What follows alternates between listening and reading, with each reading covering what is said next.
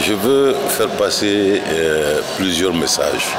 Le premier message que je veux faire, c'est renforcer ce que le président Alassane Ouattara, en son temps, avait dit, que l'Afrique avait raté déjà 2 révolutions et qu'il ne fallait pas qu'on rate la 3e, qui est la révolution numérique. Et donc, partout où il y a une révolution numérique, ou l'utilisation du numérique quelque part, si j'ai l'opportunité de m'en faire l'avocat, je le fais avec grand plaisir. Alors de voir que non seulement le président Ouattara a dit ça, mais que ce genre de programme comme la mise en place d'une université virtuelle, pour la faire, il faut d'abord y mettre les moyens, mais il faut aussi la faire bien. Parce qu'il ne s'agit pas simplement de créer une université. Et pour la faire bien, cela demande des décisions venant du plus haut niveau, n'est-ce pas, de décision du gouvernement.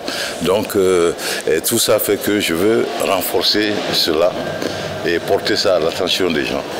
La deuxième chose pour laquelle je suis content de participer à ça, et le message que je veux faire passer, le deuxième message, c'est que le fait que les gens ne soient pas tellement dans le domaine de l'informatique lorsqu'il s'agit de l'éducation.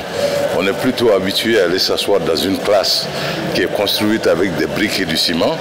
Et on a l'impression que lorsque c'est du numérique, c'est quelque chose qui se fait vraiment à bas prix, ou bien c'est pas tout à fait la vraie éducation et tout ça.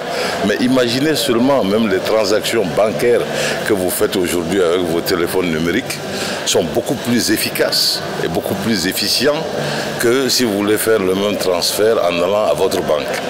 Et aujourd'hui, l'Afrique a une très grande richesse, c'est sa jeunesse.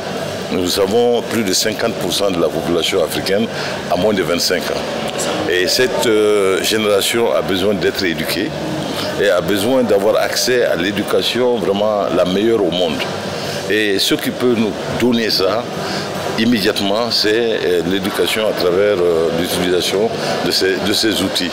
Donc cela va faire en sorte que l'Afrique va se positionner parmi vraiment les plus grands de ce monde-là, va pouvoir s'asseoir à la table de l'innovation, au vrai sens du terme, de l'innovation mondiale. Parce que lorsque nous avons nos jeunes qui sont éduqués en masse, parce que l'éducation à travers ces technologies aussi nous permet de faire des économies d'échelle.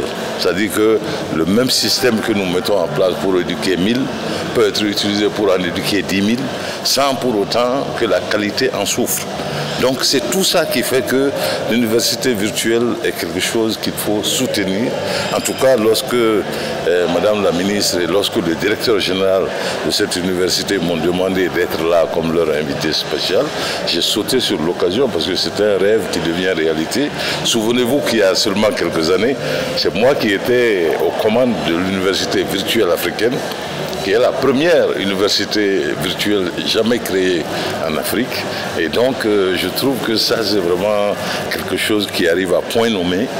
Et nos enfants en ont besoin. Et si on le fait bien, eh bien, la qualité de leur éducation n'en souffrira point. Au contraire, parce qu'ils pourront avoir accès immédiatement à toutes les bibliothèques du monde et à tous les professeurs et des meilleurs qui se trouvent un peu partout en Afrique.